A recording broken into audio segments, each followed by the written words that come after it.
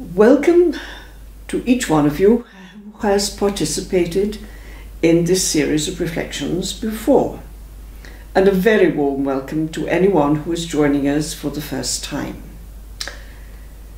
What are we trying to do? Well, we're looking again at some of the major problems and challenges that we face in living as a human family in today's world. We're all very familiar with them. But we're looking back, we're looking to our original wisdom, how we approached such problems in our history, in our past, and realize that the original wisdom we had is still relevant and actually vitally necessary for us if we are to face and make a good life and a peaceful, harmonious family, human family, in today's world. So that is what we're aiming to do. And the first of the issues we're going to pick up today is that of the challenge of the rapidity and complexity of the expansion of our knowledge, knowing about in every field of human research and information, and also our capacity to achieve, to act.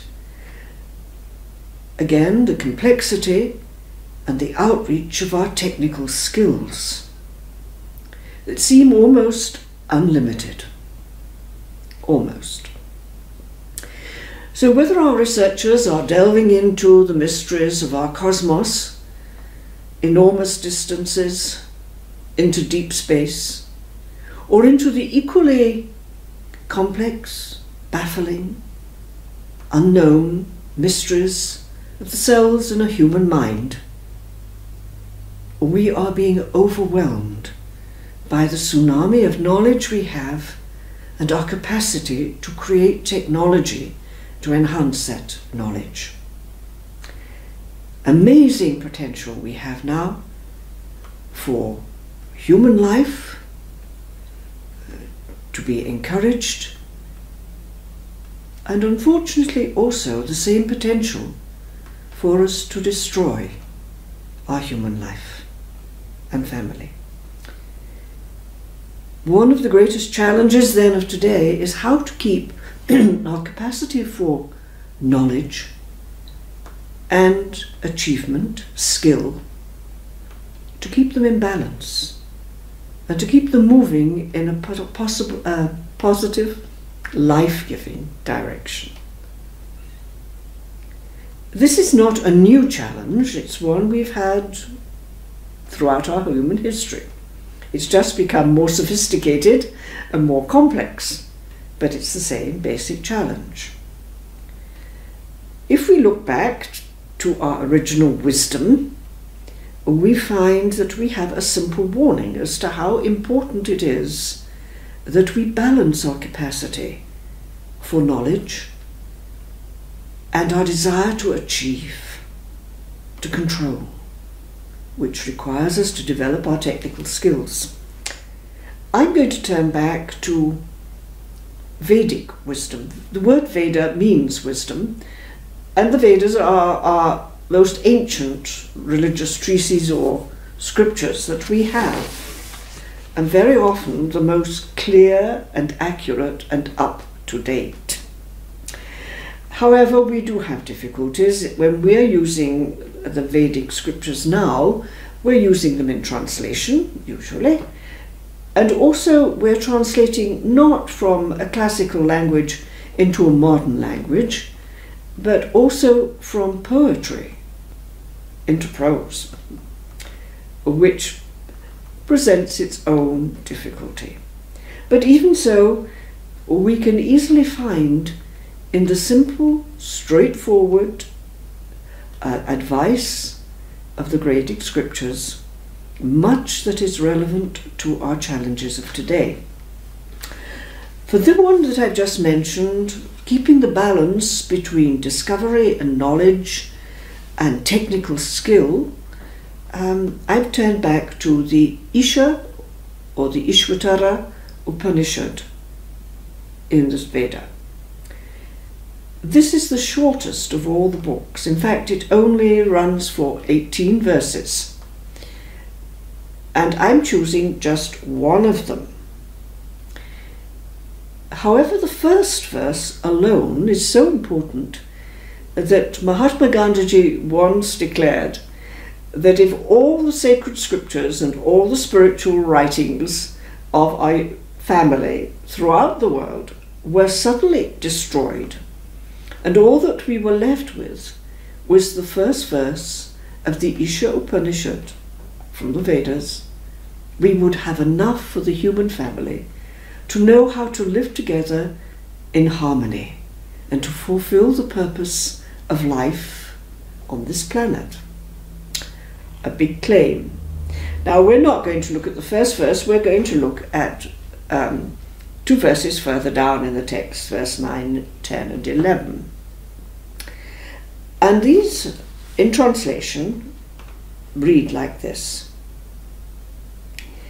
Into deep darkness for those who follow knowledge. Into deeper darkness for those who follow action or skill. The one who has both knowledge and action, with them both, can overcome the darkness and reach the freedom of immortality. Well, simplicity, direct, clear, and vital. By deep darkness here is simply meant blindness, not being able to see the truth, the value, the ultimate reality, the purpose for which life exists on planet Earth. Being out of contact with the ultimate truth, because we can no longer see it.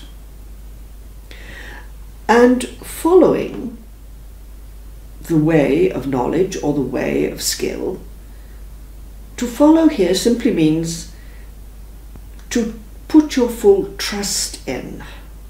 It's like we have, and we've seen in more recent decades, young people who thought they had found the one teacher who could teach them everything. The devotees of any system, whether it's a religious system or a political system, following blindly the leader and the leader's teaching. So if we follow knowledge, the pursuit of knowledge, research, discovery, in whatever field, unthinkingly, without personal involvement or self-reflection, we are never going to reach the sight of the truth, reality, the purpose for which life exists on this planet. We will continue to be blind to these, no matter how skilled our research techniques are. And if we give the same devotion, the same unthinking, unreflective, irresponsible, in other words, not taking our own responsibility for the development of our technical skills as a family, we also will remain in blindness, in not knowing the truth, the ultimate reality, the purpose for which we're here on planet Earth. It's not that all our magnificent discoveries through research in every field of human knowledge, whether it's the mysteries of the cosmos or the complexity of the human brain, or our skill to put equipment into outer space and to make it obey our commands from a single room in somewhere on Earth, or to have a surgeon perform an organ transplant of the human body by computer and remote control, or have robots go out from the International Space Station and gather the dust that we want, and we're not going to risk any longer the lives of a human being. These are all tiny little indications of the enormous advances, complexity, power of our skill and our current level of knowledge in every sphere of human learning. So, this is the situation and we know it. And the Upanishad doesn't say you must not discover. It would be very unwise, because as human beings we have an instinctive and undeniable fascination with knowledge, of wanting to know. Go back to your own childhood or watch any small children discovering the bees in the flowers in the garden, or a frog by the side of the stream, or a piece of old equipment, and turning their heads from side to side as they tried to work it out. And eventually the question to mother or father, how does it work? What does it do? Questions we keep throughout the whole of our lives. The irresistible fascination with knowing about. Wonderful. It will lead us straight to the mystery that we cannot understand, that we cannot explain or control, but which in fact is the purpose of our existence. The knowledge by itself could lead us there. Very often, the development of our skill makes us feel that knowledge gives us the power to control what we're going to understand. And this is false. So we do need to follow the fascination for knowledge, for understanding, to be left in awe at the mystery knowledge can lead us to. And we do need to develop the skills to get involved in the action, the activity that leads us to the new discoveries. And with therefore knowledge and action, with achievement, with skill, we can be led into that final mystery, which is freedom, immortality, life in all its fullness. So there, when we take this to heart, we realize, yes, that is the answer. It's not to stop research or to hold back from the exquisite technology that we have produced and will continue to produce, but to make sure that both are leading us to the ultimate truth, the ultimate reality, the purpose for existence of life on this planet, and therefore leading us to the fullness of life and not to its destruction.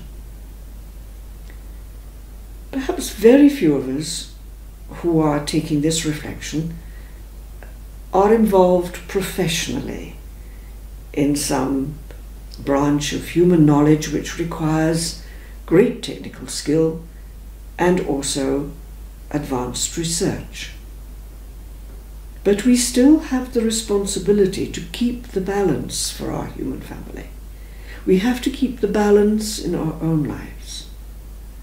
Not to ignore and push at one side the information we're getting of the new research discoveries, nor at the same time to feel that they will give us all the answers to the mystery, because it won't.